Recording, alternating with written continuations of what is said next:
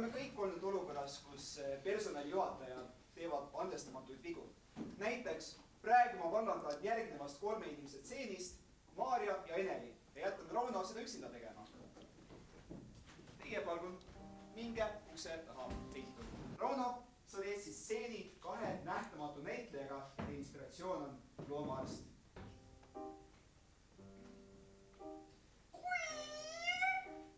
Tervist!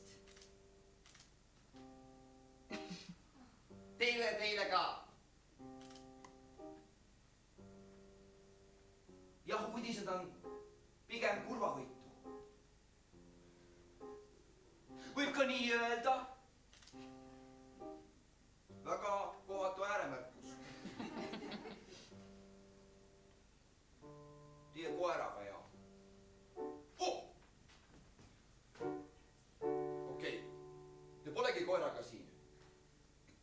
Selles on asi.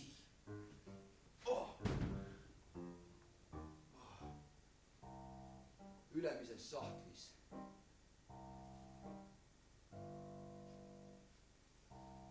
Niikaua kuni ta seal on, me saame äkki läbi rääkida. Okei.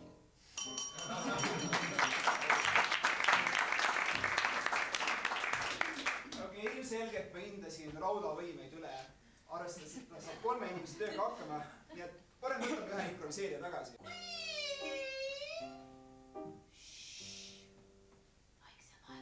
Tere!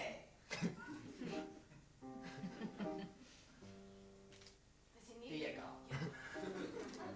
Suurepärane, te tulite tasa.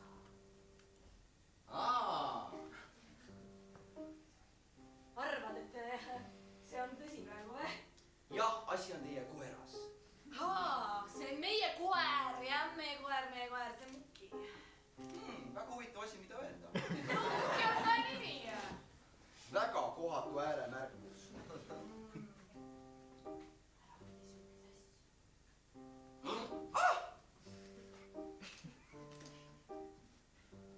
Ei ole vaja karta, need on kalad.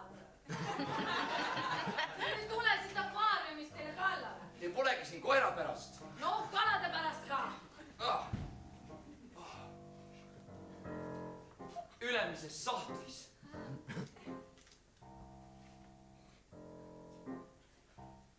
Nüüd, kui ta läks sinna teise kabinetti, me saame läbi rääkida. Te dramatiseerite asju üle natuke, ohku ei ole. Okei.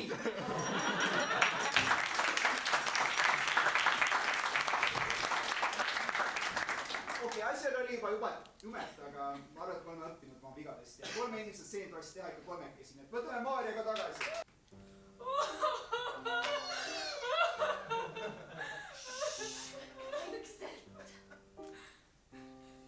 Tervist!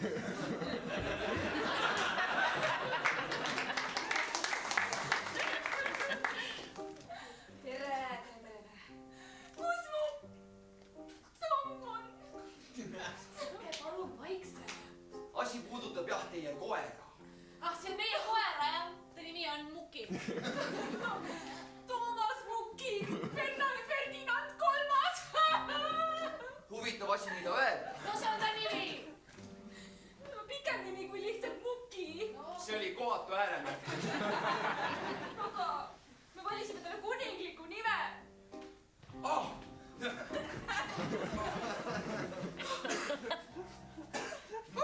Ei ole väga karta, need on ainult kalad. See on akvaarium siin. Aga te polegi siin koera pärast. Mina olengi Muki. Kus on kalad? Akvaariumis. Nüüd, kui ta läks sinna teise kabinetti, nüüd, kui ta kõndis sinna teise kabinetti,